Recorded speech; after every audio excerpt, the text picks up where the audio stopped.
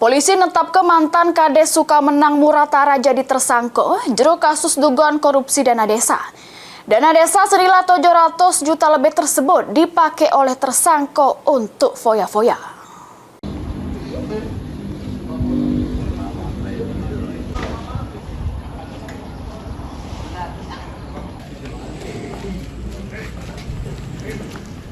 Sambil senyum-senyum, Jamel Adul Yazer, mantan Kades Sukamenang Muratara ini, ditetapkan tersangka oleh anggota Tipikor Polres Muratara.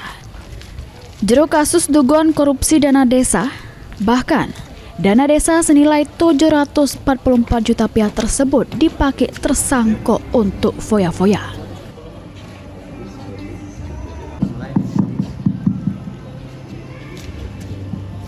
Assalamualaikum warahmatullahi wabarakatuh. Selamat pagi.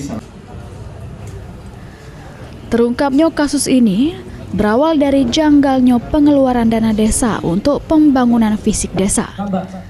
Tersangka memotong bahkan tidak membayar ke penghasilan tetap sama tunjangan perangkat desa demi bisa berfoya-foya selama 3 tahun menjabat sebagai kepala desa.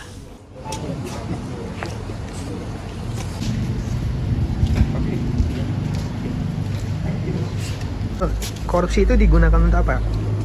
Saya gunakan untuk sehari-hari, kegiatan apa yang sudah tertulis dan dilakukan. Ada beberapa modus yang dilakukan oleh tersangka, yaitu seharusnya dia ada pembayaran gaji para perangkat desa. Nah, ini tidak dibayarkan dengan kurun waktu yang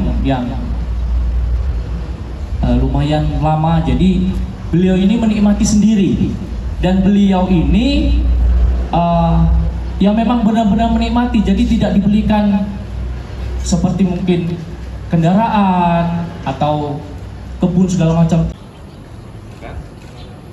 Untuk mempertanggungjawabkan perbuatannya, tersangka dijebloskan ke sel tahanan serta terancam hukuman di pojok 5 tahun penjara. Mulyadi, PAL TV.